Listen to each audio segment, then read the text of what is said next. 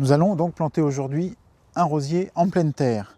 La première chose à faire, c'est de lui choisir un emplacement ensoleillé. Les rosiers ont besoin de beaucoup de soleil pour bien fleurir. Il leur faut au minimum 4 à 5 heures de soleil par jour. Alors voilà un rosier prêt à planter. La première opération va être de le plonger quelques instants dans l'eau. Alors on va le laisser dans l'eau jusqu'à ce qu'il n'y ait plus vraiment de bulles qui s'échappent du pot. Ça va permettre que toute la motte soit bien humidifiée et ça va favoriser la reprise du rosier. Le rosier en conteneur peut se planter toute l'année en faisant attention d'éviter les périodes de grande chaleur et les périodes de gel.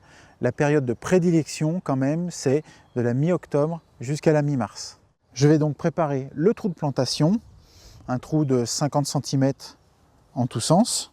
Et les rosiers aiment une bonne terre de jardin, un peu consistante. C'est très important de creuser un grand trou, ça va permettre d'avoir la terre ameublie sur une grande surface et les racines du rosier vont beaucoup mieux se développer au démarrage. Maintenant, on va apporter de la matière organique, ça peut être du compost, un terreau plantation, du fumier de cheval ou de la biomarine que je vais mélanger à ma terre.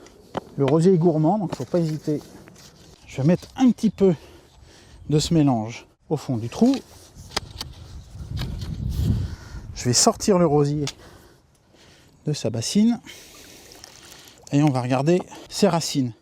Bien sûr, il faut retirer le contenant délicatement pour ne pas blesser les racines qui pourraient dépasser. Voilà. Les racines n'ont pas tourné, n'ont pas eu le temps de faire un chignon, c'est parfait.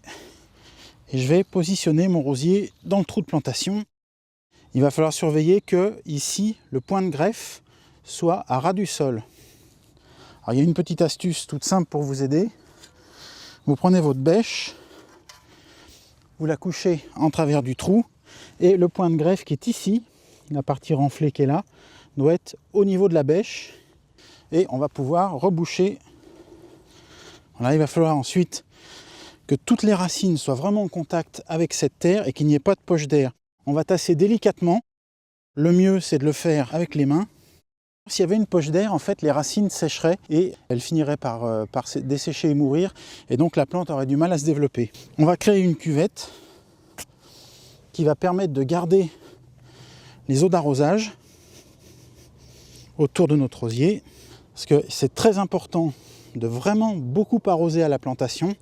Quand je dis beaucoup arroser, on va mettre de l'eau jusqu'à ce que la terre ne puisse plus en absorber. Et ensuite, les premiers temps, et surtout la première année, il ne faut surtout pas que le rosier manque d'eau.